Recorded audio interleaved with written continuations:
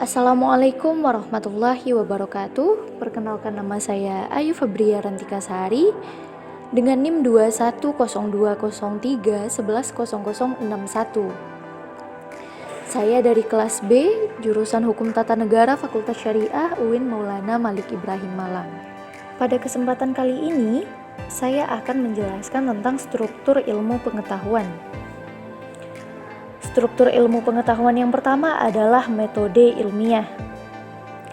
Metode berarti suatu prosedur atau cara mengetahui sesuatu yang mempunyai langkah-langkah yang sistematis. Metode ilmiah merupakan prosedur dalam mendapatkan pengetahuan yang disebut sebagai ilmu. Jadi, ilmu merupakan pengetahuan yang didapatkan melalui metode ilmiah, sehingga tidak semua pengetahuan disebut sebagai ilmu. Sebab ilmu merupakan pengetahuan yang cara mendapatkannya harus memenuhi syarat-syarat tertentu. Selanjutnya adalah kriteria metode ilmiah.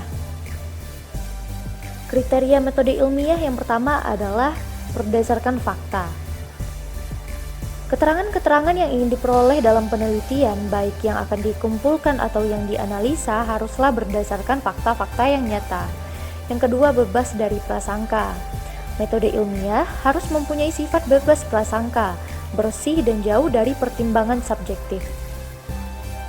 Menggunakan suatu fakta haruslah dengan alasan dan bukti yang lengkap dan dengan pembuktian yang objektif.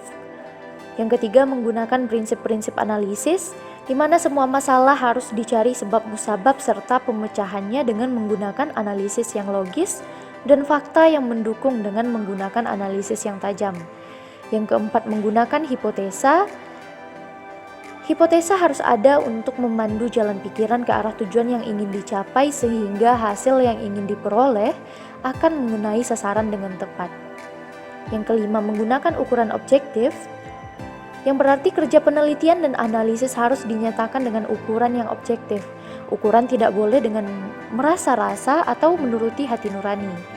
Yang keenam adalah menggunakan teknik kuantifikasi. Kuantifikasi yang termudah adalah dengan menggunakan ukuran nominal, ranking, dan rating. Tujuan metode ilmiah. Tujuan metode ilmiah yang pertama adalah mendapatkan pengetahuan ilmiah yang rasional, yang teruji sehingga merupakan pengetahuan yang dapat diandalkan. Dan yang kedua, merupakan suatu pengejaran terhadap kebenaran yang diatur oleh pertimbangan-pertimbangan yang logis. Yang ketiga, untuk mencari ilmu pengetahuan yang dimulai dari penentuan masalah, pengumpulan data yang relevan, analisis data dan interpretasi temuan, dan diakhiri dengan penarikan kesimpulan. Struktur ilmu pengetahuan yang kedua adalah teori.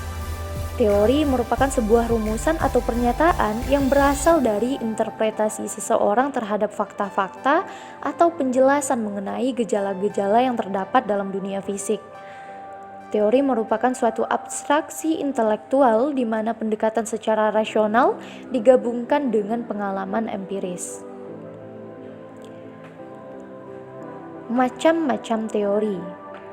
Teori itu terbagi menjadi dua bagian. Yang pertama adalah teori umum, di mana teori ini berarti suatu pernyataan yang apabila ia benar, maka ia benar secara universal.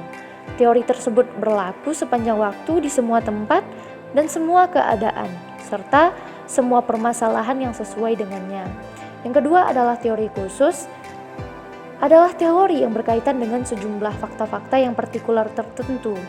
Ia berusaha untuk menjelaskan fakta-fakta dalam hubungannya yang satu dengan yang lainnya, dan ia harus sesuai dengan fakta-fakta yang diketahuinya, tetapi juga harus berhasil mengidentifikasi beberapa fakta atau sejumlah fakta yang selama itu belum diketahui.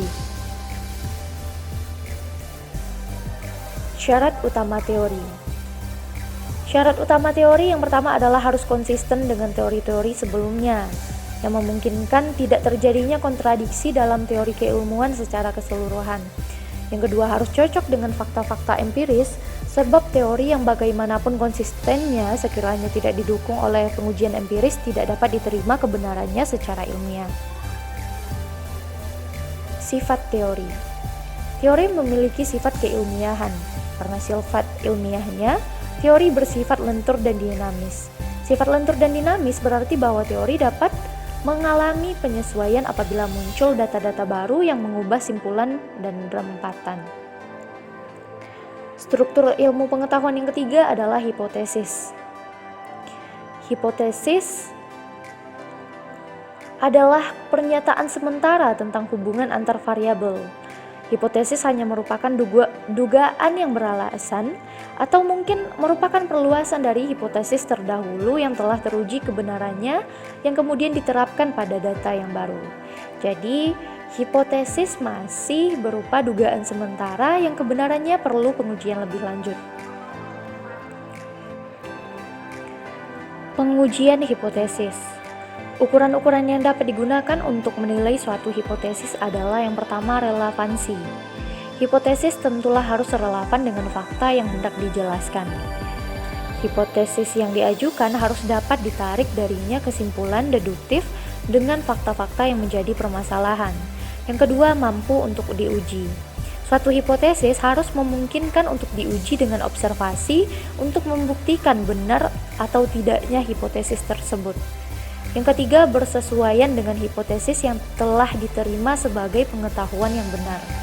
Suatu hipotesis itu dapat diterima apabila ia koheren dengan hipotesis yang lebih dahulu dan disusun secara logis, diterima oleh manusia, serta dihargai sebagai sesuatu yang bernilai tinggi.